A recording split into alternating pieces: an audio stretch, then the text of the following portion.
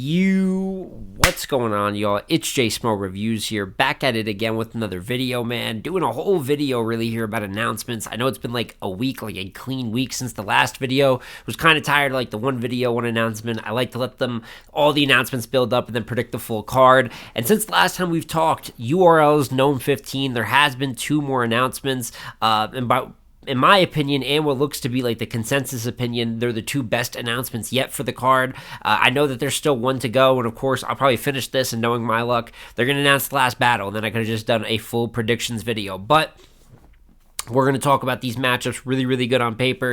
And then the Riot actually dropped a couple announcements. I know going back like 2 weeks ago, they announced it was Coffee versus A-Ward, which is going to headline their explosive event. But then they announced another event in Florida with a good intergender headliner, it looks like. So a few different things to talk about. But of course, we are going to start with the NOME announcements. And first announcement we'll talk about, probably the announcement that I've seen get the most love, the loudest and most positive reception so far, is Tay Roc versus Real Sikh. And I saw a tweet that describes probably why this battle is loved so perfectly.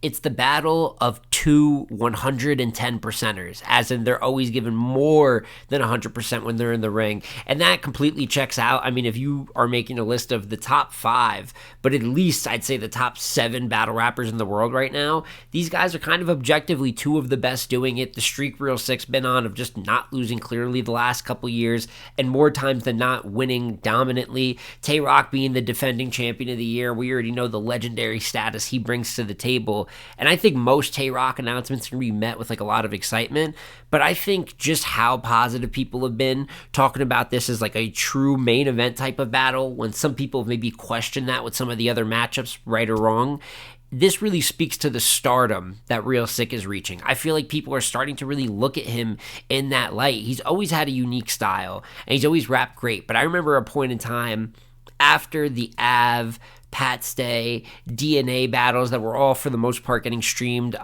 live on Caffeine too, there was a lot of good losses. Like, he'd be really, really, really good. It would be one of the battles of the night, but he wouldn't be on the winning side of it. And I saw people getting kind of like stale with Real Sikh style.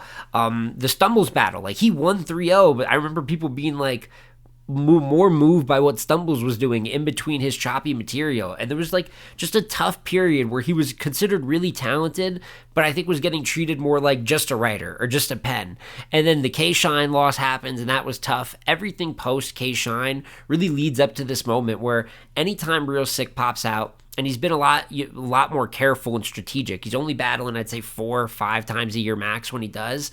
And there will be giving some shots in there, but he's picking opponents. A-Ward, Ilmac was very specific with his call-out list. I want Chess, Nitty, and Roc on URL. And he's battled Nitty and Roc, you know what I mean? And I'm sure Chess will be on the way at some point. So he just treated his career differently.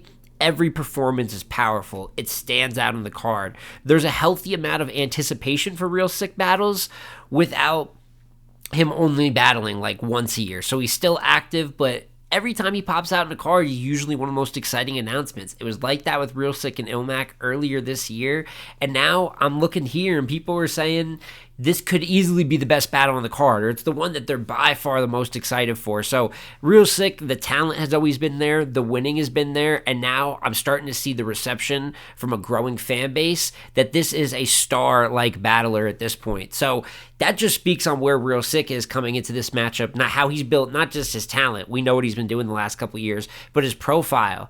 But he's got to do that against Tay Roc in New York. And now granted, Tay Roc battled in New York earlier this year, Brooklyn on T-Top's card versus Enes. That was battle of the night over there. But this is Tay Roc's return to big stage New York. You got to realize when URL did the homecoming cards, Tay Roc was absent on those cards. He wasn't on the Mook Twerk card. He also wasn't on the Mook and Geechee card. I know at one point it was built up he might battle Jerry West. People wanted that battle earlier to happen on Homecoming.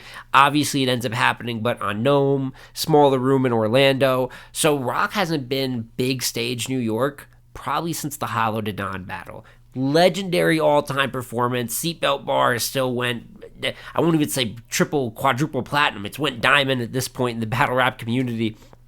So you already have Roc, who we talked about. They're both going to give their highest level of effort, but you're going to see Roc doing that in an environment that he's not just more experienced in. This guy was the man in New York for years upon years. What he did in 2015, which I think is prime Tay Roc, where the buildings were already, I mean, they were coming just specifically to see Roc. That was 10 years ago.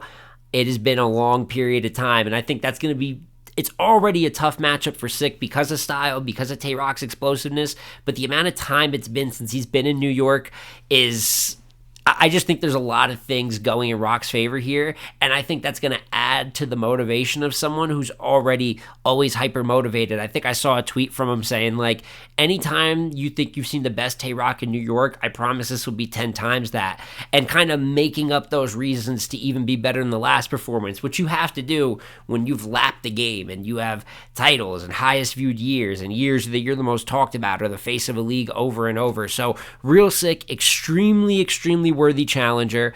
I want to see a little bit. He's done better on the big stage since the Shine battle. The Diz battle, I think he would have beat Diz either way, but he was like good in that battle. And then I feel like he's had another big stage performance since then that I can't put my finger on. But I remember even when he battled Twerk, about 400 people in Orlando, even if you got him losing, he did his part against an explosive battle rapper in that battle. So, of course, saving like my predictions. I know I did some predictions on 3 Letterman shows, so if you want to see them kind of early, you can go there. I'm saving how I'm going to call it for when I get to the full NOME predictions, but a lot of things going in Tay Roc's favor, but real Sikh is more than deserving. Tay Roc's on his 12th NOME. This is a perfect battle to have on NOME this year. And while we still have the positive momentum of Roc versus Sikh, which also was on my NOME wish list, by the way, so John versus Fonz, Eunice versus Chess, Roc versus Sikh. I've got 3 of the 6 so far. I can't be mad at that.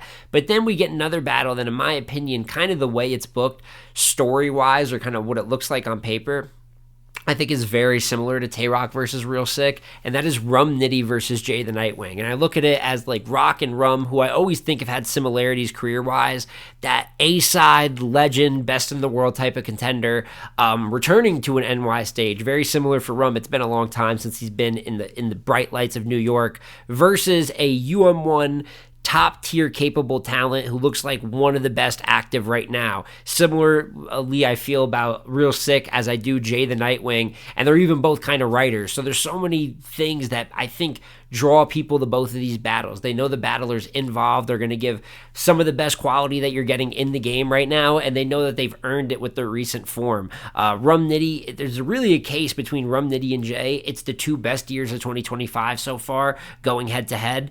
I think the daylight win for Nitty was big. I had him beating Snake Eyes. He beat Elijah Straight. That was a good battle. So it's been standout performances for most of the cards he's been on. And then you have Jey the Nightwing, who everything he touches turns to gold. Sheet happens, battle of the night. Some people were calling it battle of the year. Him versus Ill Will, which actually Jey the Nightwing versus Ill Will just dropped on TBL's YouTube channel. I kid you not, if you're watching this and you have not watched Jey versus Ill Will, click off of my video and go watch that. Trust me, it's a much better use of your time. In my opinion, Jey the Nightwing versus Ill Will is the battle of the year right now in 2025. And then him versus Tay Roc, which was battle of the night. So battle of the night, battle of the night, battle of the night. And for me, one of them is battle of the year. So it's insane what Jey's done, and it really goes back a couple years. His Mad Flex battle on King of the Dot going back was fantastic. His battle versus Geechee Gotti in Arizona, I got to watch that in person. Extremely great performance. Versus Real Deal, who's also kicking ass this year. Really good battle on King of the Dot for the Pat tribute card. He just keeps putting out fantastic content for like 2 or 3 years now, but he's doing it at a higher clip versus the top of the top talent. It's so earned for Jey the Nightwing, and it's good to see the UM1 presence on this card. And I think that's also a reason some people are adverse, because there's some people that still don't agree that Fonz is a top tier. I believe Fonz is a top tier. There's some that don't agree Sikh is there, or out of all of them that Sikh is maybe the closest. I think Sikh is also a top tier battle rapper. I think Jey kicking it up to start 2025, he might be the one that's on the brink, just because even though he has been having good battles the last 2 or 3 years, now he's having them in the biggest moments as well, and actively enough where you can see him and be like, hey, he's cooking like one of the best, not just 2 battles a year or such and such in specific situations.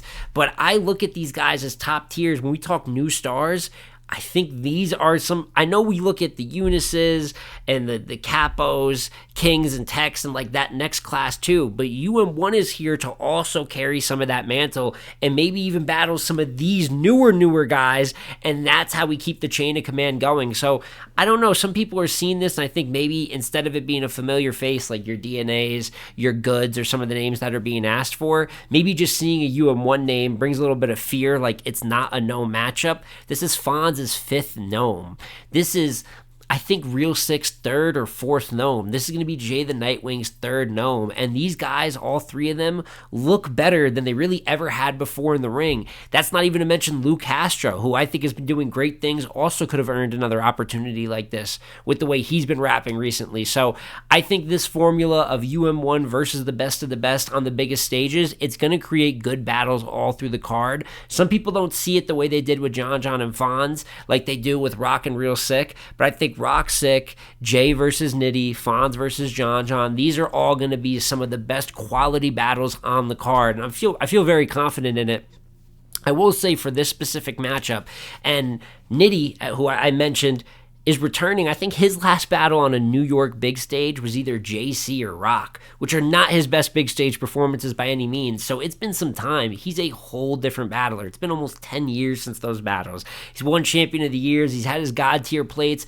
He's going to have extra motivation, same way Roc does, to absolutely obliterate this New York stage and show what he can do now on the big stage, in the mecca of battle rap. And I worry a little bit with Jey just because writing heavy styles, and you can maybe apply this to Real Sikh as well, but you know, Jey is extremely complex and layered, and that's the backbone of his style. I don't want him to like turn that off by any means, but I don't know if New York will be as receptive to that, and there will have to be some middle ground to be explosive, to be kind of like blunt force and match firepower with Rum Nitty, and I think he has the ability to do that. It hasn't been on big stages, but I had him beating New Jersey Twerk on a return. If he didn't choke in that 3rd versus Av, I really think he would have won that battle, and those are other high power punchers. So he's kind of done it before, but never done it in this exact situation. But like I said, when talking about the UM1 guys, Jey included, they look better than ever. So if there's any time for Jey,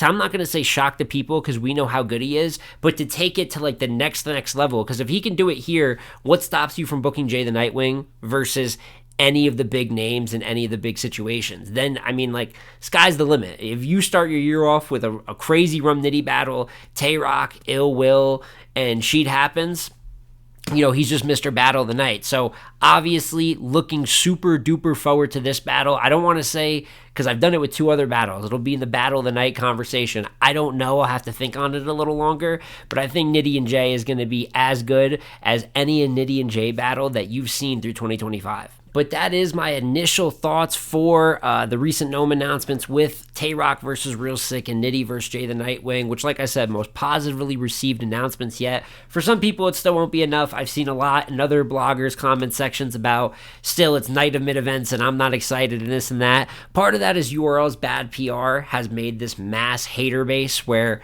really no matter what they do, unless they drop like Brizz's return, you know what I'm saying? Like, there's gonna be people that just critique URL. But hey, I don't like T-Top versus Miss Hustle, which also got announced for this card. I'm not a fan of the matchup. Not that I don't think Hustle or Top individually should be on there. I think there's better matchups for both. I would rather see Hustle and Jazz rematch. Hustle and Prestavia got booked on some whatever league. I'd rather see Hustle and Prestavia on NOME. Like, I think that there's just better ways to book it. Same thing with T-Top. So I have Miss Hustle winning that battle clear. That's one I'll give a prediction on. I think she'll be way more explosive. T-Top's been inconsistent as of late. There's matchups I don't like, but the rest of them, I think these UM1 guys are going to do absolutely fantastic up there. They've been doing fantastic for the last few years, and I think also not everyone has the app. So a guy like Fonz, I know his Nitty battles on YouTube, but a lot of you guys haven't seen or don't remember Fonz versus Lou Castro, where he annihilated him at the battle at Chris Brown's house. Fonz versus Suge on a big stage in Houston. He rocked the big stage and beat a performer in Shotgun Suge. As recent as Fonz versus Chef Trez was amazing last year. Same goes for Jey. Same goes for Sikh, even though he's getting more YouTube drops. Even if you're not as familiar, you haven't seen all those battles that I mentioned, give them a chance in their biggest battles to date to see if they can, like, really rise to the occasion. And that's how stars get made, man, even when people don't believe in them.